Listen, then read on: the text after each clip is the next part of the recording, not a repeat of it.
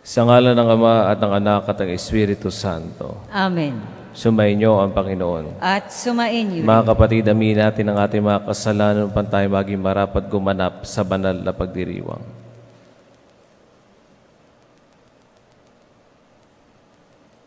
Sinugong tagapagpagaling sa mga nagsisisi, Panginoon, kaawaan mo kami. Panginoon, kaawaan mo kami. Dumating na tagapag-anyaya mga makasalanan magsisi, Kristo, kaawaan mo kami. Kristo, kaawaan mo kami. Nakaluklukas sa kanan ng Diyos Ama para ipamagitan kami, Panginoon, kaawaan mo kami. Panginoon, kaawaan mo kami.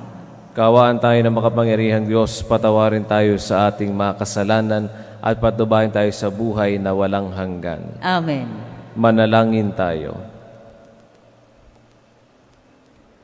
Ama na makapangyarihan, kaming iyong mga kinupkop ay niloob mong maging mga anak sa liwanag mong kaloob.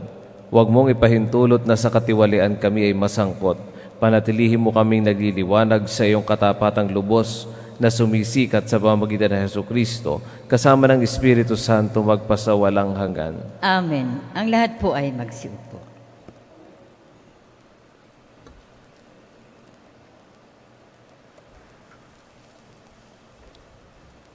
Pagbasa mula sa aklat ng Henesis. Noong mga araw na iyon, sinubok ng Diyos si Abraham. Tinawag siya ng Diyos at tumugon naman siya. Sinabi sa kanya, isama mo ang pinakamamahal mong anak na si Isaac at magpunta kayo sa lupain ng Moria.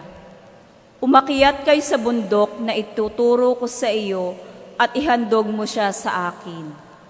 Kinabukasan, maagang bumangon si Abraham at sumakay sa asno, kasama si Isaac at ang 2 aliping lalaki. May dala silang kahoy na panggatong. Matapos ang 3 araw na paglalakbay, natanaw nila ang dakong kanilang patutunguhan. Kaya't sinabi ni Abraham sa kanyang mga alipin, bantayan na ninyo rito ang asno at kami na lamang ni Isaac ang magtutuloy. Sasamba lamang kami sa dako roon at babalikan namin kayo. Ipinapasan ni Abraham kay Isaac ang kahoy na panggatong. Dala naman niya ang apoy at patalim at magkasama silang lumakad. Tinawag ni Isaac ang pansin ng ama. Ama, ano iyon anak? Tugon patanong ni Abraham. Mayroon na tayong apoy at panggatong, ngunit nasaan ang korderong ihahandog? Tanong ni Isaac. Sumagot si Abraham, anak, ang Diyos ang magbibigay niyon sa atin, kaya't nagpatuloy sila sa paglakad. Pagsapit nila sa dakong itinuro ng Diyos, gumawa ng dambana si Abraham. Inayos niya sa ibabaw nito ang panggatong at inihiga si Isaac matapos gapusin. Nang sasaksakin na niya ang bata, tinawag siya ng anghel ng Panginoon at mula sa langit ay sinabi, Abraham, Abraham, huwag mong patayin ang bata, huwag mo siyang saktan.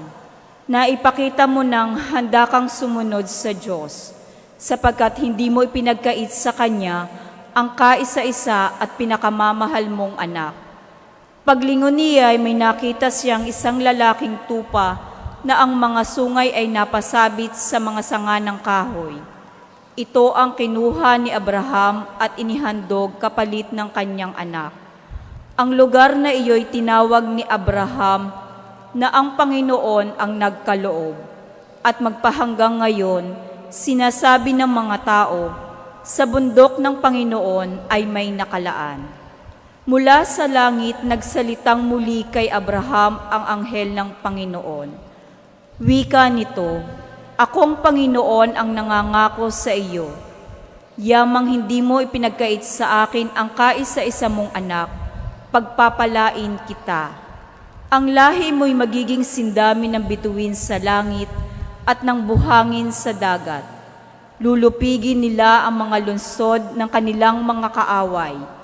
Sa pamamagitan ng iyong lahi, pagpapalain ang lahat ng bansa sa daigdig, sapagkat ikaw ay tumalima sa akin.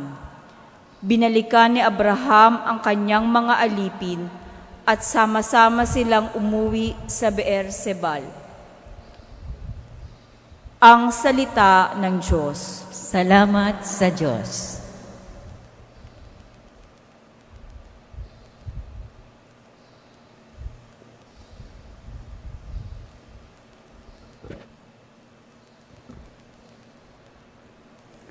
Kapiling ko habang buhay ang Panginoong may kapal.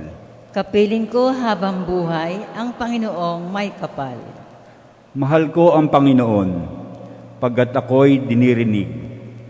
Dinirinig niya ako sa dalangin ko at hibik. Ako'y kanyang dinirinig tuwing ako'y tumatawag. Kung ako ay tumatawag, sinasagot niya agad. Kapiling ko habang buhay ang Panginoong may kapal. Noong ako'y mahuhulog sa bingit ng kamatayan, nadarama ko ang tindi ng takot ko sa libingan. Lipos ako ng pangamba at masidhing katakutan. Sa ganoong kalagayan, ang poon ang tinawag ko, at ako ay nagsumamo na iligtas niya ako. Kapiling ko habang buhay ang Panginoong may kapal. Mabuti ang Panginoon, siya'y mahabaging Diyos. Tunay siyang mahabagin at mapaghinuhod. Ang poon ang nag-iingat sa wala ng sumaklolo. Noong ako ay manganib, iniligtas niya ako. Kapiling ko habang buhay ang Panginoong may kapal. Ako'y kanyang iniligtas sa kuko ng kamatayan. Tinubos sa pagkatalo at luha ko'y pinahiran. Sa harap ng Panginoon, doon ako mananahan. Doon ako mananahan sa daigdig nitong buhay. Kapiling ko habang buhay ang Panginoong may kapal. Ang lahat po ay magsitayo.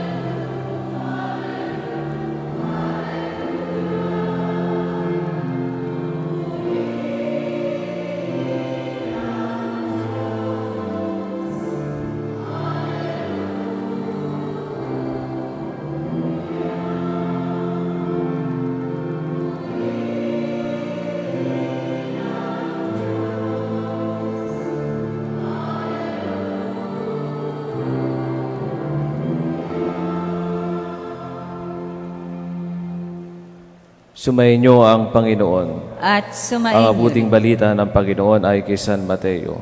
Papuri sa iyo, Panginoon. Noong panahon yun, sumakay si Jesus sa bangka, tumawid sa kabilang ibayo at tumuloy sa sariling bayan. Pagdating niya roon, dinala sa kanya ng ilang katao ang isang paralitiko na nakaratay sa kanyang higaan. Nang makita ni Jesus kung gaano kalaki ang kanilang pananalig, sinabi niya sa paralitiko, "Anak, lakasan mo ang iyong loob. Pinatatawad ka na sa iyong mga kasalanan." Isinaloob ng ilang eskribang naroon, nilalapastangan ng taong ito ang Diyos. Ngunit batid ni Jesus ang kanilang iniisip, kaya't sinabi niya, "Bakit kayo nag-iisip ng ganyan? Alin ba ang mas madali? Ang sabihing ipinatatawad na ang mga kasalanan mo o ang sabihing tumindig ka at lumakad?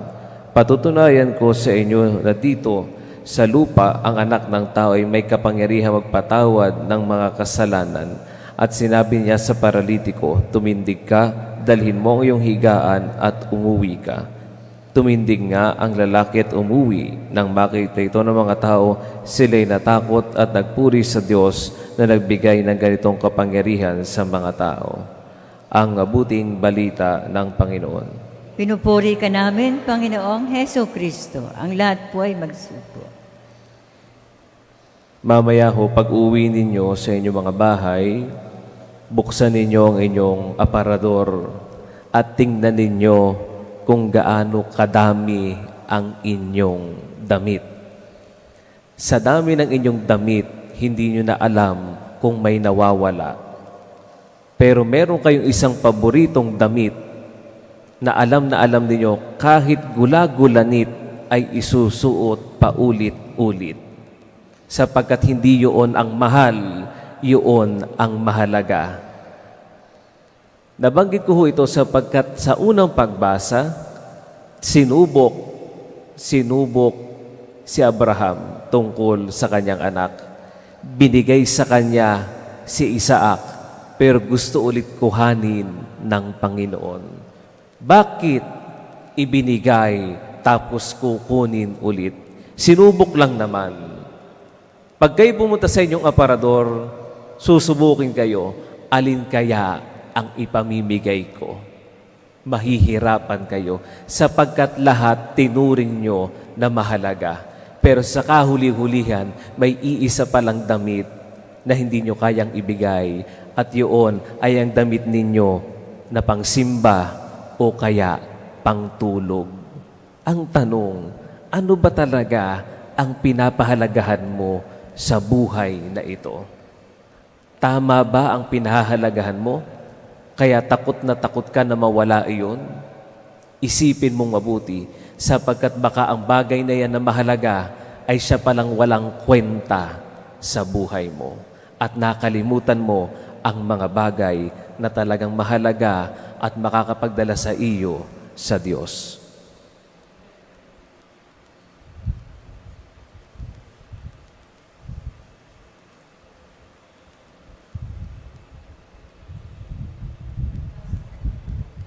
Magsitayo po tayo. Taglay ang buong pananalig ng mga kaibigan ng paralitiko, dalhin natin sa Panginoon ang ating mga pangailangan at ang mga dalamhati ng simbahan at ng mundo. Ang tugon, Panginoon, dinggin mo ang aming panalangin. Panginoon, dinggin mo ang aming panalangin.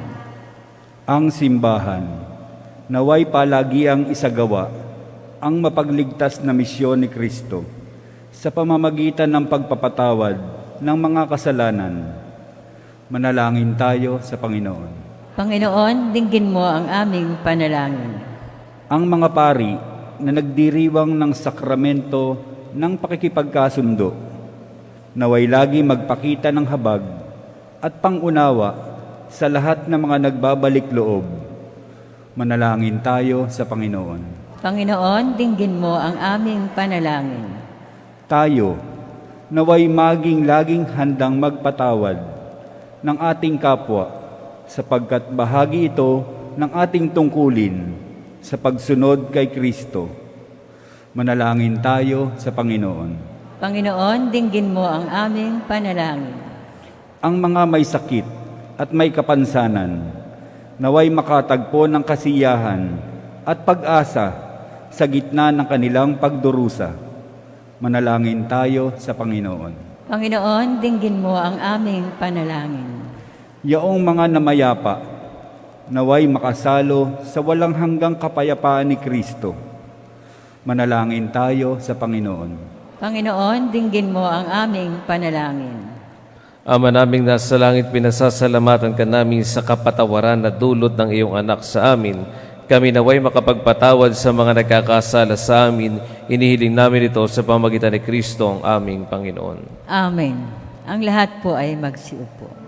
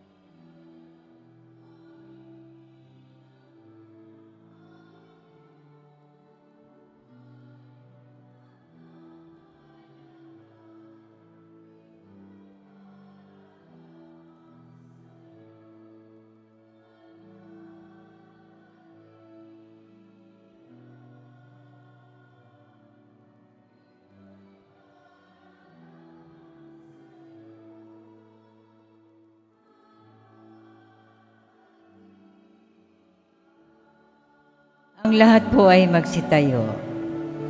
Manalangin kayo mga kapatid upang paghahain natin ay kalugdan ng Diyos ang makapangyarihan. Tanggapin nawa ng Panginoon itong paghahain sa iyong mga kamay, sa kapurihan at karangalan sa ating kapakinabangan at sa buong sambayan niyang banal. Ama naming lumikha, kami iyong pinapagin dapat gumanap sa pagdiriwang na paghahain ng iyong pagliligtas. Ipagkaloob mong ang aming paglilingkod sa iyo ay gawing kalugod-lugod ng mga alay na ito sa pamagitan ng Jesucristo, kasama ng Espiritu Santo magpasawalang hanggan. Amen. Sumainyo ang Panginoon. At sumain Itaas sa niyo rin. Diyos ang inyong puso at diwa. Itinas na namin sa Panginoon. Pasalamatan natin ang Panginoong ating Diyos. Marapat na siya ay pasalamatan. Ama na makapangyarihan, tunay nga marapat na ikaw ay aming pasalamatan sa pamagitan ng Jesucristo na aming Panginoon. Siya ang salitang katuwang mo at kapiling noong lahat ng umiiral ay iyong likhain. Siya sinugo mo para kami sa gipit palayain, kaya siya'y kinalingan ng mahal na Birhen, na naging kanyang inang totoo sa kapangyarihan ng Espiritu Santo. Inako niyang sundin ang loob mo at kamtin ang sambayan ng banal para sa iyo. Pinagtiisan niyang iunat sa krus ang kanyang mga kamay upang magwakas ang kamatayan at mahayag ang pagkabuhay. Kaya kaysa na maakit sa awit ang papuri sa iyo, nang walang humpay sa kalangitan, kami nagbubunyi sa iyong kadakilaan.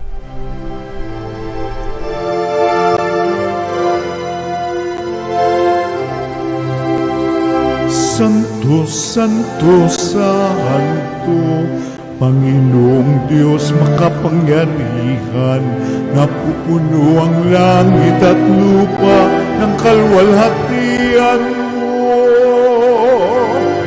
Hosana sa kaitaasan, pinagpalang na paririto sa ngalan ng Panginoon. Hosana sa kaitaasan.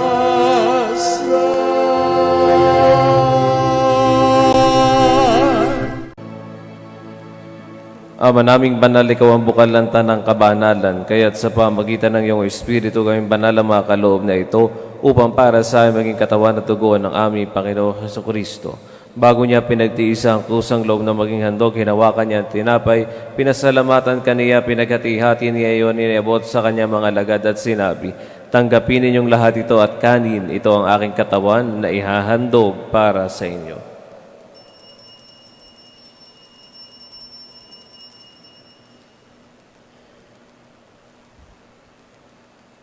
Gayon din naman nung matapos ang hapunan, hinawakan niya ang kalis, muli kanya pinasalamatan. Iniabot niya ang kalis sa kanya mga lagad at sinabi, tanggapin ninyong lahat ito at inumin. Ito ang kalis ng aking dugo, ng bago at walang hanggang tipan. Ang aking dugo na ibubuhos para sa inyo at para sa lahat, sa kapagpatawad ng mga kasalanan. Gawin ninyo ito sa pag-alala sa akin.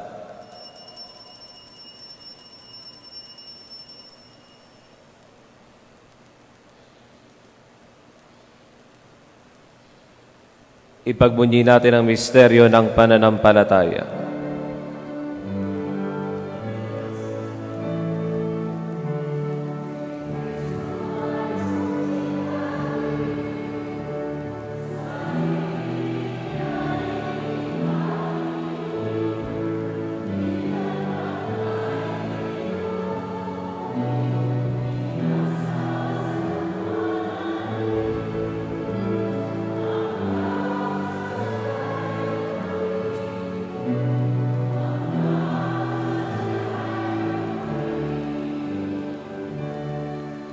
Ama, ginagawa namin ngayon pag-alala sa pagkamatay at muling pagkabuhay ng iyong anak, kaya't iniaalay namin sa iyo ang tinapay na nagbibigay buhay at ang kalis sa kakaloob ng kaligtasan. Kami nagpapasalamat dahil kami yung minarapat umayo sa harap mo para maglingkod sa iyo. Isinasamo namin kami magsasalo-salo sa katawan at dugo ni Kristo ay mabuklod sa pagkakaisa sa pamamagitan ng Espiritu Santo. Ama, lingapin mo yung simbahang laganap sa buong daigdig. Pususin mo kami sa pag-ibig kaisa ni Francisco na aming Papa at ni Melry naming Obispo at ng Tanang Kaparian. Alalahanin mo rin ang mga kapatid naming nahimlay na may pag-asa sila muling mabubuhay. Gayon din ang lahat ng mga pumanaw. Kaawaan mo sila at patuloy sa iyong kaliwanagan. Kaawaan mo at pagkitapatin kaming lahat na makasalo sa iyong buhay na walang wakas. kaysa na mahal na Birheng Maria na ina ng Diyos, kaysa na Jose na kanyang esposo, kaysa na mga apostol at ang lahat ng mga banal na namuhay dito sa daigdig ng kalugod-lugod sa iyo, may pagdiwang nawa namin na pagpupuri sa ikararangal mo sa pamamagitan ng iyong anak na aming Panginoon Jesucristo.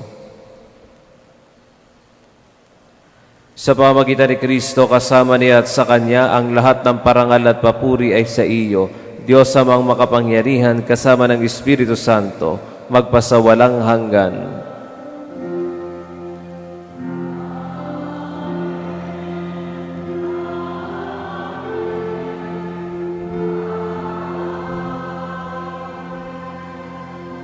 Ang lahat po ay magsitayo. Sa tagubili ng mga nakagagaling na utos sa turo ni Jesus sa Panginoon natin at Diyos, ipahayag natin ang lakas loob.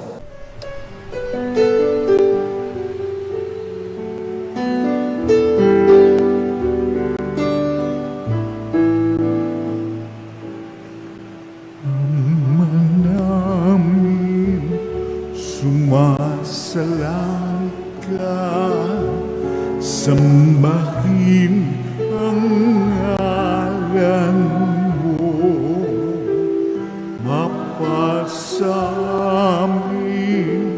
ang kaharian mo, sundin ang loob mo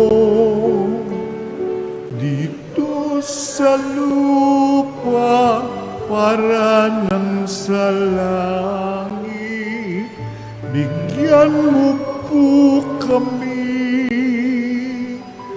ngayon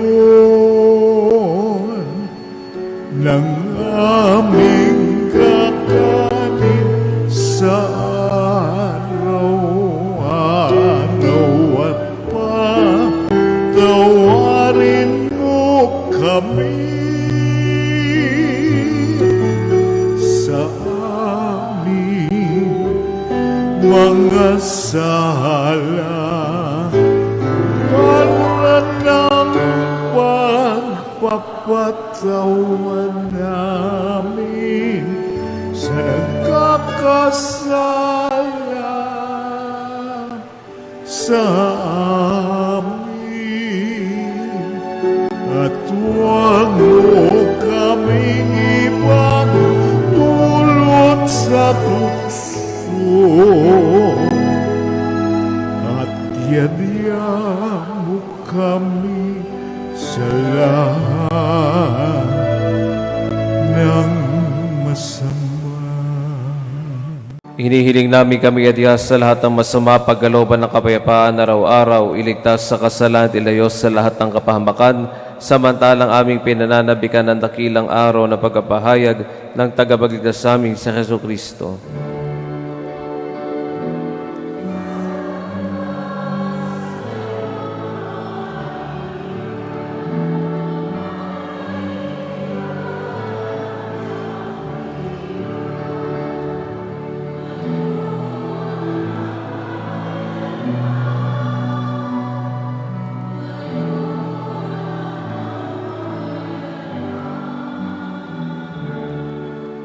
Panginoong Jesucristo, sinabi mo sa iyong mga apostol, kapayapaan ang iniiwan ko sa inyo, ang aking kapayapaan ang ibinibigay ko sa inyo. Tunghayan mo ang aming pananampalataya at huwag ang aming pagkakasala. Pagkalooban mo kami ng kapayapaan at pagkakaisa ayon sa iyong kalooban, kasama ng Espiritu Santo magpasawalang hanggan. Amen. Ang kapayapaan ng Panginoon ay laging sumainyo. At sumain niyo rin. Magbigayan kayo ng kapayapaan sa isa't isa.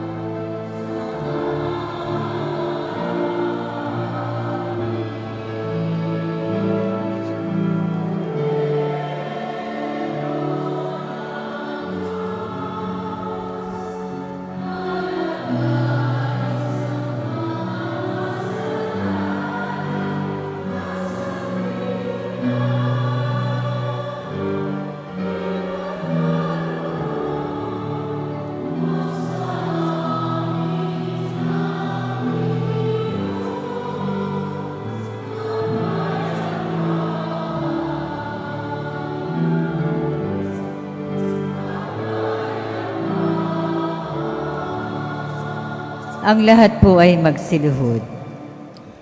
Ito ang kordero ng Diyos. Ito ang nag-aalis ng mga kasalanan ng sanlibutan. Mapalad ang mga inaaniyahan sa kanyang piging. Panginoon, hindi ako karapat-dapat na magpatuloy sa iyo, ngunit sa isang salita mo lamang ay gagaling na ako.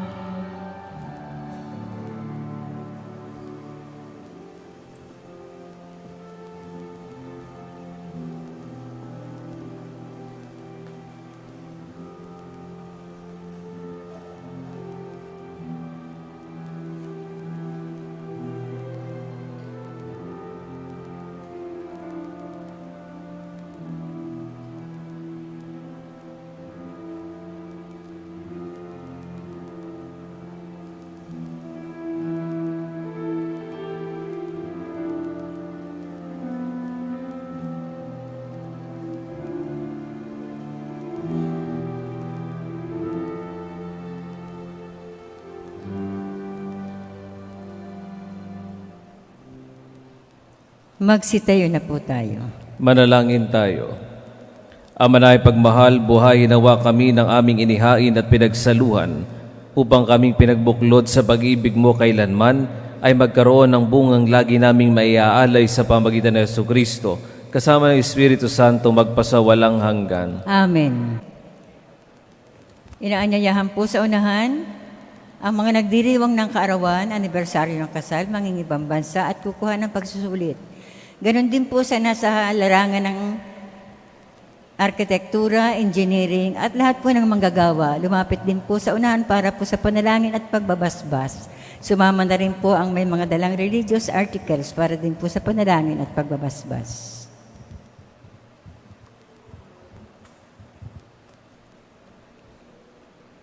Ama naming pagmahal sa nagmula lahat ng mabuting bagay, hinihiling namin basasan mo ay mga kapatid nagdiriwang ng kaarawan, nakatakda, na anibersaryo ng kasal, nakatakda mga ibang bansa sa ilalim sa pagsusulit. Pagalaw mo sila ng mas mahaba at makulog ang buhay, mabuting kalusugan at payapang kalooban, maliwag na kaisipan ng mga tapat na kaibigan, maayos sa buhay, at kaligtasan sa anumang kapahamakan. Higit sa lahat, patatagin mo sila sa panampalataya, patibay sa pag-asa at pag-alabi sa pag-ibig. Hiniling namin ito sa pamamagitan ni Kristo, ang aming Panginoon. Amen. Ama namin makapangyarihan na lumikha ng sanlibutan na gumawa ng lahat ng bagay na mabuti at banal. Ipinagkatiwala mo sa katauhan ng iyong nilikha upang pagyamanin. Narito sa iyong harapan ang iyong mga anak sa larangan ng inhenyeriya, arkitektura at mga magagawa na tinatawag mo upang linangin ang iyong nilikha para sa aming kapakanan. Sa tulong at panalangin ni San Fernando, patron ng inhenyeriya, ay pagkaloob mo ang mga biyayang kanilang kinakailangan upang ang kanilang paggawa ay naayos sa iyong kalooban. Naway maging kasangkapan ang mga itatayo nilang gusali at struktura sa pagbubuo ng mga angkan, sambayan at simbahan. Ang lahat ng ito hinihiling namin sa pamamagitan ni Kristo, ang aming Panginoon. Amen. San Fernando, aming patron. Ipanalangin mo po kami. Naway gawaran Diyos sa kapala makasangkapan sa panalangin upang mga ito'y maging gabay sa pagtakas sa kabanalan at paghahad ng buhay sa kalangitan sa pamamagitan ni Kristo, kasama ng Espiritu Santo magpasawalang hanggan. Amen.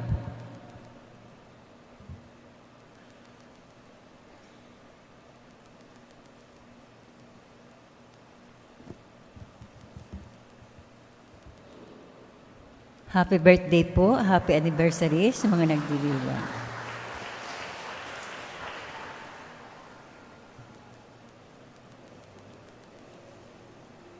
Magsitayo na po tayo.